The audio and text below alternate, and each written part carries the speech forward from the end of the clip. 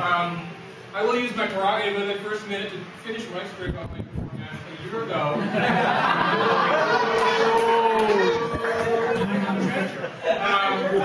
year ago, it was so hot and heavy, right? I go to their website. Their website had no real definition of what it was. They had this vague, new agey lists of what it wasn't. What it is, a way of thinking about data, that's no definition.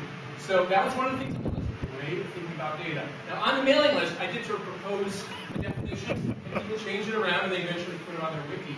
But I thought, what is it you define? Anyway, that's just my own frustration with it. All right, moving on to like Peter, a friend that I put this trans in. My title alone is going to take up a big chunk of my time. This is my title. If metadata is data about data, what data is your metadata about? And we're going to find some, and don't just tell me that it would be great if someone created some.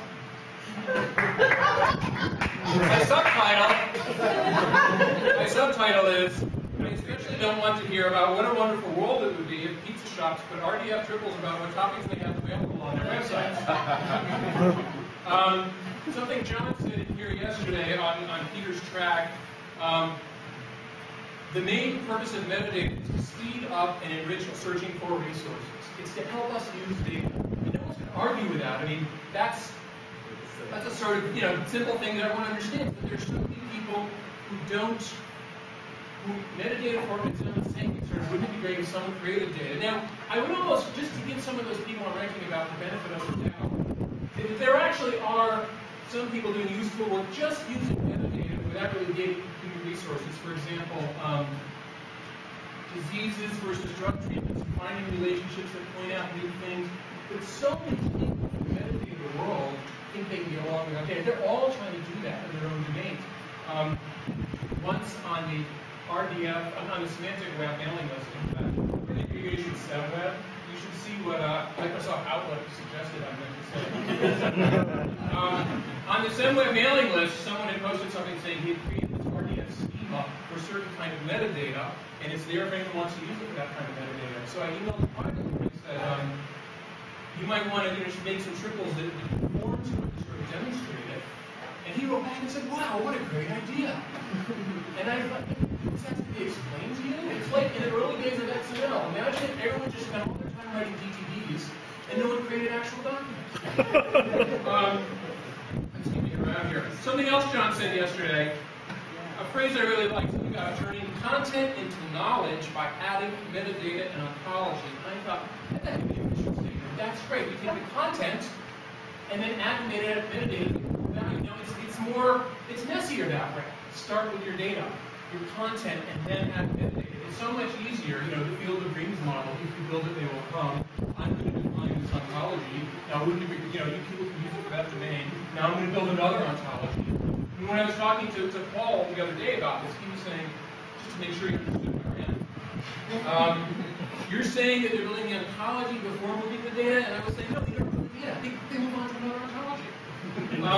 And also, Steve Rubin talked here yesterday, I'm convinced that CSW, they're solving real client problems. They're practicing what they preach. And more of us need to do that. It is I love RDF. Well, and this is another reason I can say that there's not a whole lot of valuable outside the protege. There's not a lot of really worthwhile RDF on the web to build a semantic web. And unless there's been a real lot added in the last 15 months, because I own a website, rdfdata.org. I thought, I want to follow through. I don't want to just keep saying, there's no good RDF. And search every day I would post something.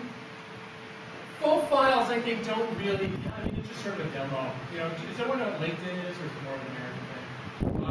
LinkedIn is this network, and it's a .com, and it's all, black box, and you don't know what's in there, it's not open. When I joined LinkedIn, I was shocked to see how many big RDF names all have LinkedIn profiles. I was like, I used to, when people invited me to LinkedIn before that, I would often say, look, I'll link to your profile for mine. I don't do LinkedIn.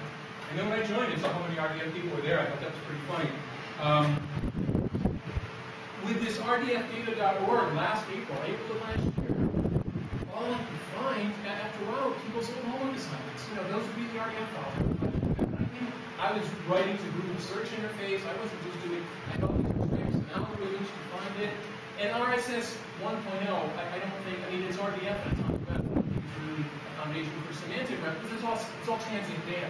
You know, a triple and interesting information in a given one is not going to be there for you a month later. Updated. So there are people doing useful tools. Hugo was just telling me about someone built a Sparkle interface to Google. You can't really tell all these feature shop owners put lots of RDF on your website. And people are building tools to take existing data and treat it like RDF. They treat Google Calendar information as triples then do Sparkle against, which I think is cool. I also think RDFA, which I have called Microformats done right. RDFA is a way to represent triples using existing, more XHTML2 markup. But it's really cool stuff you can do with it. It sort of gets rid of the boogeyman of RDF XML, which is what scares people off of RDF. It's much easier to read.